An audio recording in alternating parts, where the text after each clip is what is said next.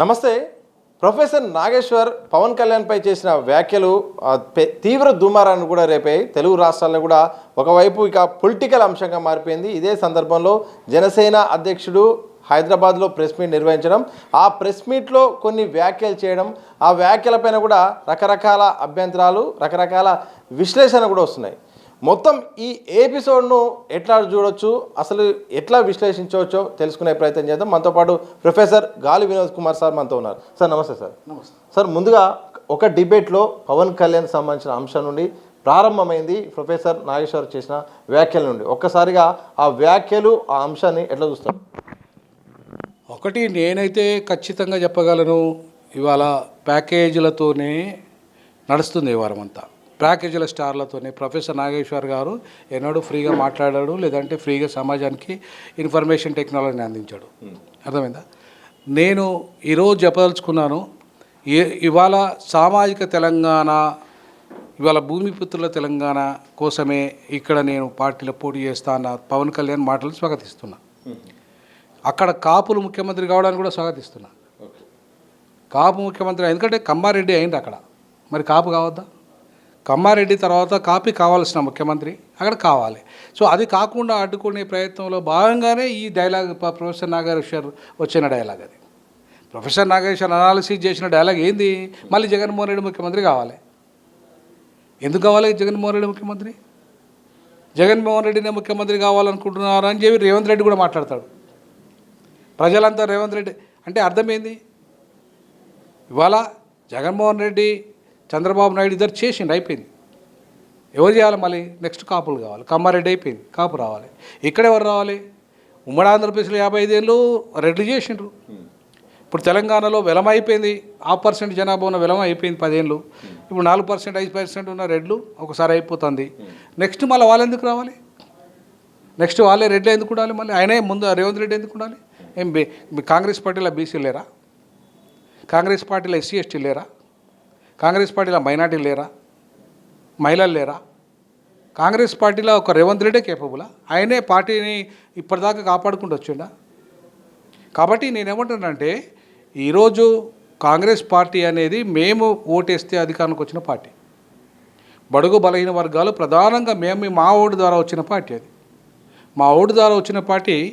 మా గురించి మాట్లాడకపోతే ఆ పార్టీకి మేము ఎందుకు కొట్టేయాలి? ఇవాళ పవన్ కళ్యాణ్ గారు బీసీ ఎస్సీ ఎస్టీలకు ముఖ్యమంత్రి పదవి రావాలంటున్నాడు. దాన్ని మేము స్వాగతిస్తాం. ఆర్పీఐ పార్టీగా, అధ్యక్షునిగా తెలంగాణ కోసం, సామాజిక తెలంగాణ కోసం, ప్రధానంగా బీసీ ముఖ్యమంత్రి కోసం 12 ఏళ్ళ నా సర్వీసు, నెలకు లక్షలాది రూపాయల జీతాన్ని వదులుకొని ఉద్యమం, తెలంగాణ ఉద్యమంలో సామాజిక తెలంగాణ జేఏసీ ఏర్పాటు చేసి చైర్మన్గా ఉన్నా. ఎక్కడన్నా కనపడలేదే ప్రొఫెసర్ నాగేశ్వర్? సామాజిక తెలంగాణ అనలేదే ప్రొఫెసర్ నాగేశ్వర్? 93% ప్రజలకు అధికారం రావాలని చెప్పలేదే ప్రొఫెసర్ నాగేశ్వర్? ఎక్కడ చెప్పింది చెప్పండి, ఒక్క వీడియో చేయమనండి. సామాజిక తెలంగాణ కావాలి కేసీఆర్కు వర్సెస్ రేవంత్ రెడ్డి వ్యవహారాలు చెప్తాడు తప్ప, లేదా బీజేపీ, ఆయన లెఫ్ట్ అండి, ఆయన బీజేపీతో ఏం పని? బీజేపీ ఐడియాలజీకి ఆయనకేం సంబంధం? బీజేపీ నాయకులు వస్తారు ఆయన దగ్గరికి, బీజేపీ నాయకులు సపోర్ట్ ఇస్తారు ఆయనకి, కమ్యూనిస్టు నాయకులు, కాంగ్రెస్ నాయకులు, బీఆర్ఎస్ నాయకులు. అంటే ఏంది అసలు ఆయన రోల్ ఏంది తెలంగాణ ఉద్యమంలో? కోమటోడైనా, వైశ్యుడైనా, అంతే కదా. ఇప్పుడు అగ్రకులమైనా, అంతేగాని ఇవాళ ఒక మాదిగ సామాజిక వర్గం హయ్యెస్ట్ మెజార్టీ మాది.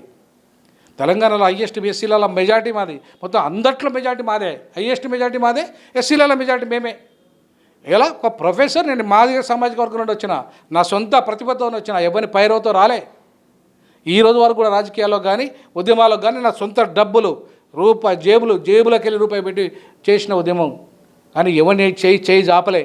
లేకపోతే నేను ఒక ఛానల్ పెట్టుకొని, లేక ఆ ఛానల్లో ప్యాకేజీలు మాట్లాడుకోలే, ఎవరి దగ్గర పోలే, అది కావాలి ఇది కావాలని అడగలే. ఉమ్మడి 10 ఏళ్ళ టీఆర్ఎస్ పాలన పోయి అడగలే, ఇప్పుడు అడగలే. ఇదే సందర్భంలో ప్రొఫెసర్ నాగేశ్వర్ గారు ఏమంటున్నారంటే, నేను ఒక ప్రొఫెసర్గా నాకు రావాల్సిందంతా వస్తుంది, మాజీ ఎమ్మెల్సీని, ఎవరి దగ్గర నేను ఆశించాల్సిన అవసరం లేదు, కానీ రకరకాల అంశాల మీద రకరకాల అభిప్రాయాలు నాకు అనిపించింది చెప్తాను, నాకున్న సోర్సుల ద్వారా తప్ప నేను ఎవరి నుండి ఆశించట్లేదు అంటున్నాను. నేను అంటున్న ఈ సందర్భంగా, నువ్వు ఎవరి నుండి ఆశించకపోయినా సోర్సుల ద్వారా ఇప్పుడు నువ్వు పోయి విన్నవా? ఒకటి వినలేగా. విననప్పుడు నువ్వు అనుకుంటున్నారు అట అని చెప్పుకోవాలి. అంటే విన్నట్టుగా చెప్పడం ఇది పక్కకు ఇప్పుడు నువ్వు నాతో నన్ను ఇంటర్వ్యూ చేస్తున్నావు, నేను చెప్పింది నీకు ఇక్కడ అర్థమవుతుంది. ఇంకా ఎక్కడో ఉన్నాయన అట అనాలనా లేకపోతే విన్నట్టుగా చెప్పాలనా? నువ్వు విన్నట్టుగా చెప్పాలి కానీ ఇంకో ఎక్కడో ఉన్నాయన అట అని చెప్పాలిగా. అట్లా చెప్పలే కదా మరి ఆయన విన్నట్టుగానే, ఈయన చెవుల్లోనే మాట్లాడినట్టుగానే, ఈయన పోయి విన్నట్టుగానే. ఏందండి నాకు అర్థం కాలే. ఏ రకంగా వస్తుందండి నీకు ఆ సమాచారం? నీకున్న లింక్ ఏందండి? ఏ సోర్స్ అండి? మరి నాకేం సోర్స్ లేదు, నాకేం సోర్సులు లేవు. మరి నేను కూడా ఒక ఛానల్ పెట్టుకుని నడుపుతాను కదా నా సొంత జేబులోకి వెళ్ళి. మరి నాకేం సోర్సులు వస్తలేవు అంటే ఈ సోర్సుల వెనుక ఏమున్నది మతలబు? ప్యాకేజీల మతలబు ఉందా లేదా? ఖచ్చితంగా ఉన్నది. ఇవాళ పాషం యాదగిరి గారు అంటే నాకు గౌరవం అండి, కానీ పాషం యాదగిరి గారు ఎప్పుడైతే ₹1 నిధి తీసుకున్నాడు, ఎప్పుడైతే ఆయన ఇవాళ రేవంత్ రెడ్డి దగ్గర ఉద్యమకారుడిగా ఆయన ₹1 తీసుకోండి, నాకు అభ్యంతరం లేదు.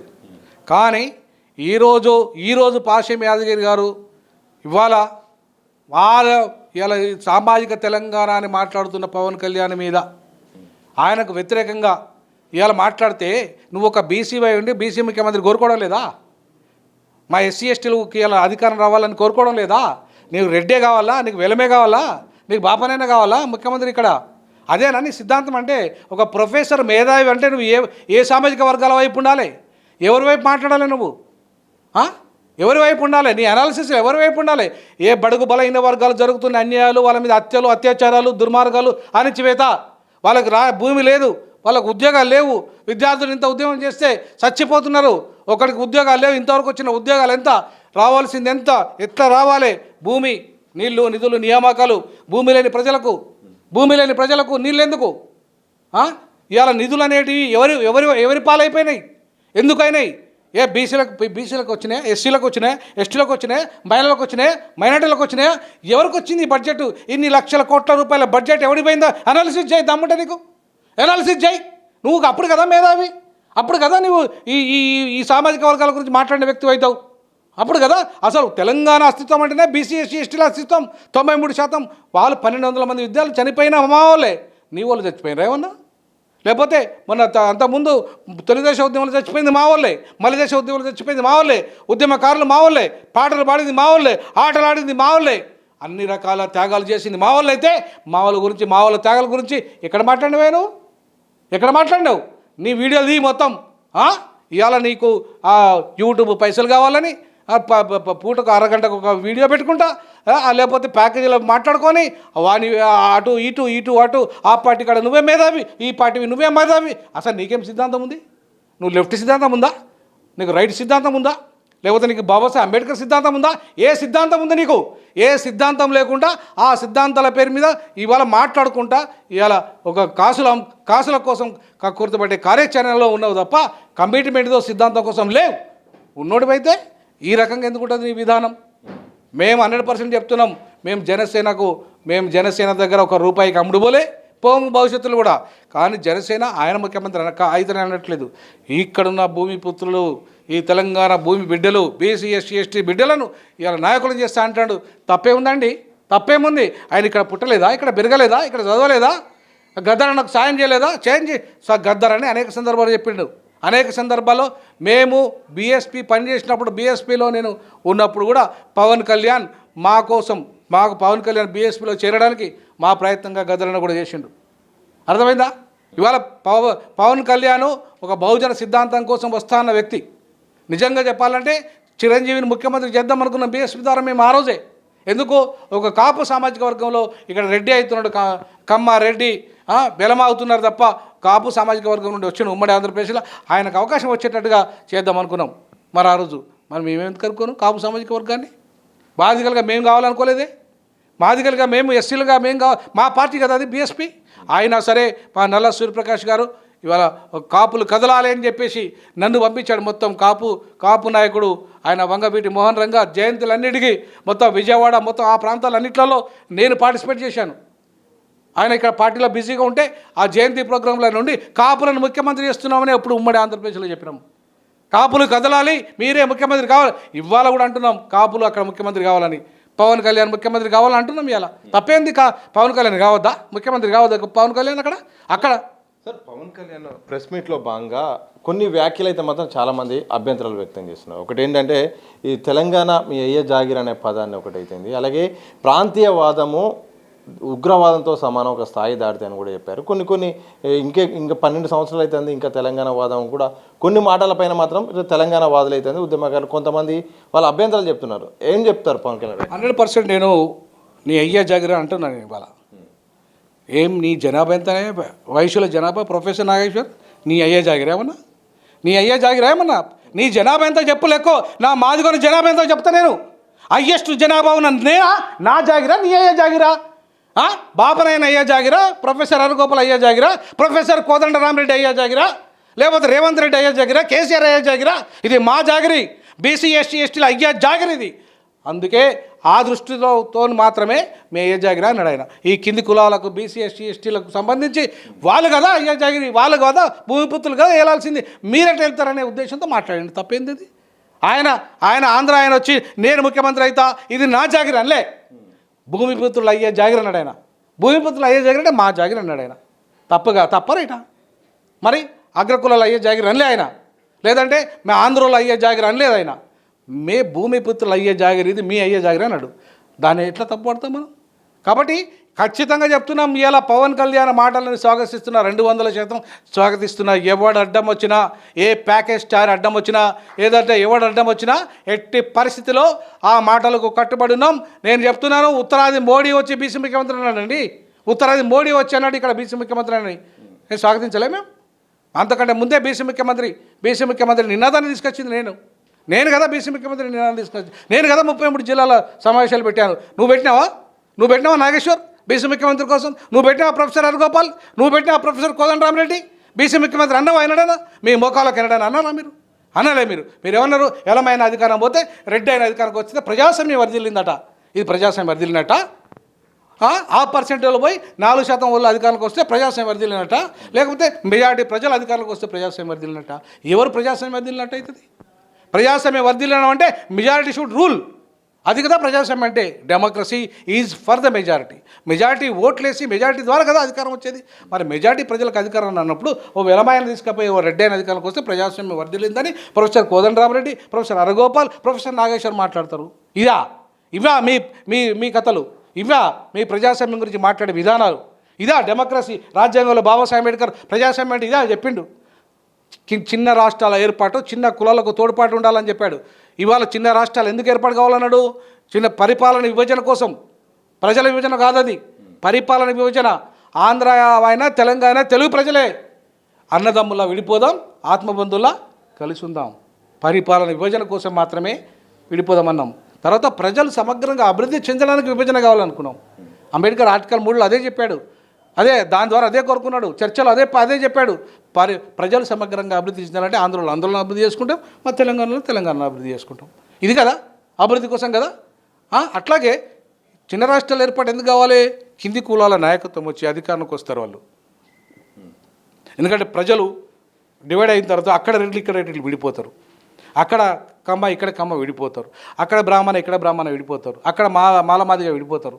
కాబట్టి ఇక్కడ మెజారిటీ ప్రజలకు అక్కడ మెజారిటీ ప్రజలకు అధికారం వస్తుందని ఆయన భావించాడు. మరి ఇది ఎన్నడూ చెప్తలేడు ఆయన అనాలిసిస్. మరి చెత్తలేవే, నువ్వు ఎందుకు చెత్తలేవు నాగేశ్వర్?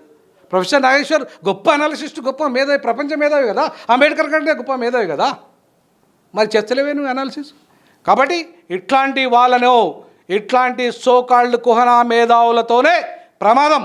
ఈ కుహనా మేధావులతో ప్రమాదం ఉన్నది కాబట్టి బహుజనులకు అధికారం వస్తలేదు. మేము కదా జాగీర్దారులం, మేము కదా హక్కుదారులం, మేమే చనిపోయినాం, మేమే పాట పాడినాం, మేమే ఆట ఆడినాం, మేమే గజ్జ కట్టినాం, మేమే ఆత్మ బలిదానం చేసుకున్నాం, మేమే హక్కుదారులం తెలంగాణకు అని చెప్పి చాలా స్పష్టంగా చెప్పాల్సుకున్నాం. ఇది మొత్తంగా తెలంగాణ హక్కుదారులు అయితే మాత్రం బహుజనులే. ఎందుకంటే తెలంగాణ రాష్ట్రం అనేది సిద్ధించింది కానీ సామాజిక తెలంగాణ అనేది మాత్రం సిద్ధించలేదు. ఇంకా అగ్రకుల చేతిలోనే ఉండిపోయింది. ఈరోజు పవన్ కళ్యాణ్ ఈ మధ్యకాలంలో ప్రెస్ మీట్ నిర్వహించి ఆయన చేసిన వ్యాఖ్యలను కూడా సమర్థిస్తాం. ఎందుకంటే పవన్ కళ్యాణ్ చేసిన వ్యాఖ్యలు ఏంటంటే తెలంగాణలో నేను ముఖ్యమంత్రి కావాలని నాకేం లేదు, కానీ ఇక్కడి వాళ్ళకు అవకాశం కల్పించాలి, ఇక్కడి బలహీన వర్గాలకు ఛాన్స్ రావాలనే ఉద్దేశంగా ఆయన చేసిన వ్యాఖ్యలు అయితే మాత్రం నిజంగా సమర్థనీయమే. కానీ పవన్ కళ్యాణ్ చాలామంది ప్రొఫెసర్ నాగేశ్వరరావు అయితుంది, అలాగే దాంతోపాటు పాషం యాదగిరి వరుసగా చేస్తున్న విమర్శలు అయితే మాత్రం సరైనది కాదు. ఇప్పటికైనా సాధించుకున్న తెలంగాణ బడుగు బలహీన వర్గాలకు అధికారాలు చెందాల్సిన అవసరం ఉందంటూ కూడా ప్రొఫెసర్ గాలి వినోద్ కుమార్ సార్ అయితే అంటున్నారు. చూడాలి మరి అంశము ఎటువైపు నుండి ఎటువైపు వస్తుంది. ఇప్పటికీ వారం రోజులు దాటిపోయింది. ఒకరి తర్వాత ఒకరు ఆరోపణలు ప్రత్యారోపణలు నడుస్తున్నాయి. దీంట్లో తెలంగాణ సెంటిమెంట్ కూడా వస్తుంది. ఇది ఎక్కడి వరకు వెళ్తుంది, ఎప్పుడు ఎండ్ కార్డు పడుతుందని మాత్రం త్వరలో తెలిసే అవకాశం అయితే కనిపిస్తూ ఉంది. కెమెరా పర్సన్ మధుసంతో సతీష్, దిశ టీవీ, హైదరాబాద్.